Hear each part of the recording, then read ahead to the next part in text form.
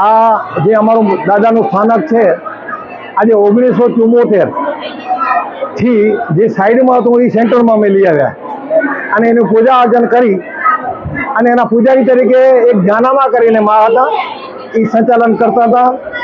એ 1995માં એનો શરીર શાંત થયો.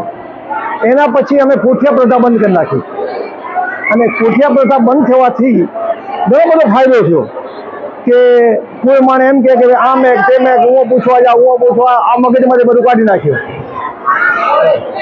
નાખ્યો અને એ કાઢતા આજ જે કંઈ ચાલી રહ્યું હોય એ એમાં બધાનો સંતોષ છે. દર વર્ષે ભેગા થાય રહ્યા, પૂજા અર્ચન થાય રહ્યા, સિંદૂર વિધિ થાય રહી અને માણસોના જે લત છે છેડાછેડી છે એ છોડવાનું કામ અમે અમારે હાથે કરી લઈ રહ્યા અને એમાં જે કંઈ માણસને આજે કોઈને તકલીફ પડતી નથી અને એનો જે આ સ્થાનકને નિયમ છે કે લટ લે એટલે એમાં કોઈ છોકરાને તકલીફ ન થવી જોઈએ, આ નથી જોઈએ, એ બધું વ્યવસ્થિત ચાલે છે.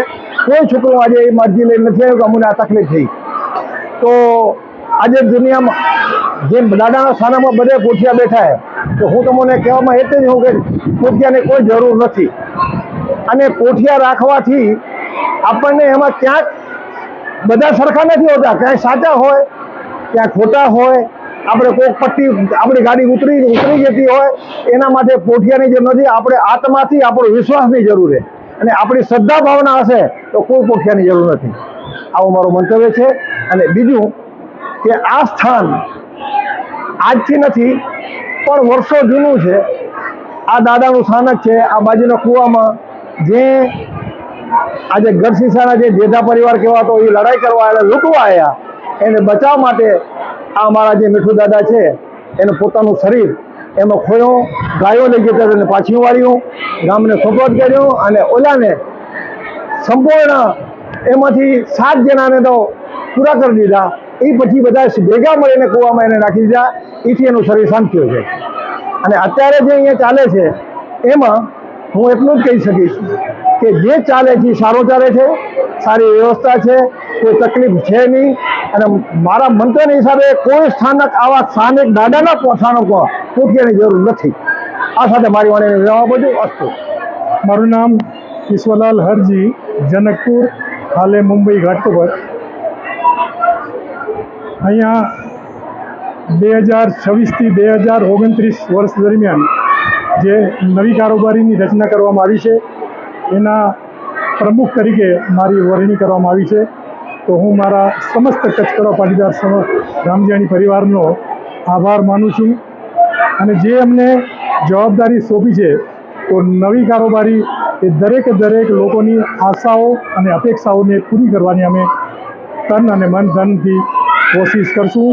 પહેલાંની જે કમિટીના પૂર્વ પ્રમુખ મેઘજીભાઈ રામજીયાણી અને તેમની ટીમ ને જે કામ કર્યા છે એના માર્ગદર્શક ઉપર અને અત્યારે અમે નવા વિચારો લઈ આવી, નવા કાંઈ બી કાર્યક્રમો છે એને પણ અમે અમારા વિચારોમાં લઈ અને સમાજ સમક્ષ રજૂ કરી અને રામજીયાણી પરિવારના સ્થાનકનો તેમજ રામજીયાણી પરિવારજનોનો આર્થિક સામાજિક વિકાસ થાય એવા અમે દરેક પ્રયાસો કરશું એવું હું તમને અમારી સમગ્ર કારોબારી વતી હું આશ્વાસન આપું છું.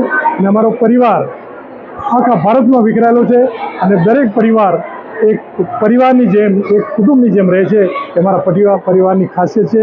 જેમ કરણસિંહભાઈએ કીધું, અહીંયા શ્રદ્ધાનો વિષય છે. આસ્થા હોય ત્યાં પુરાવાની જરૂર રહેતી નથી. અમારે ત્યાં કોઠિયા પ્રથા ઘણા વર્ષોથી બંધ કરી દેવાઈ છે એટલે અંધશ્રદ્ધાને બિલકુલ અહીંયા કોઈ સ્થાન નથી. શ્રદ્ધાનો વિષય છે. દાદાને શ્રદ્ધાથી ભક્તિભાવ કરશું તો અવશ્ય એનું પરિણામ આપે છે. અને અમારો પરિવાર આજે કચ્છી નવા વર્ષ અષાઢી બીજ નિમિત્તે દેશ અને વિદેશમાં રહે છે તો હું દરેક અમારા કચ્છી રામજીયાણી પરિવાર તેમજ કચ્છી ભાઈઓને આજે નવા વર્ષ અષાઢી કચ્છી નવા વર્ષના શુભકામનાઓ અને શુભેચ્છાઓ આપું છું. બધો જ પરિવાર સુખ શાંતિ અને આનંદથી રહે અને વસુદેવ કુટુંબકમની ભાવના બધામાં જાગે એ જ અભ્યર્થના. અસ્તુ.